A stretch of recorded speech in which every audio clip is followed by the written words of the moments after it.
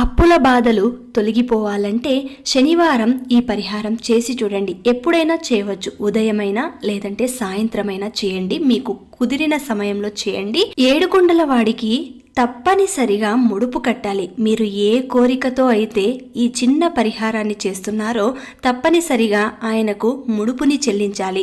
అది పసుపు వస్త్రంలోనే చెల్లించాలి. కాబట్టి పసుపు వస్త్రంలో ఎంత డబ్బులు ముడుపు కట్టాలి అని మీ మనసుకు అనిపిస్తుందో అంత మాత్రమే కట్టండి. ఆ తర్వాత ముడుపు కట్టినది స్వామివారి ముందు ఉంచి ఆయనకు ఏదైనా మీకు తోచిన నైవేద్యం పెట్టి ఒక చిన్న దీపం, అది కూడా బియ్యం పిండితో తయారు చేసిన దీపం, బియ్యం పిండిలో కొద్దిగా నెయ్యి వేసి కొద్దిగా బెల్లం వేసి దానిని దీపపు ప్రమిదంలాగా చేసి 7 వత్తులు వేసి నేతితో దీపారాధన చేయండి. ఇలాగా 7 వారాలు చేసి 7వ వారం తిరుపతికి ముడుపుతో సహా వెళ్లి మొక్కును చెల్లించుకోవాలి.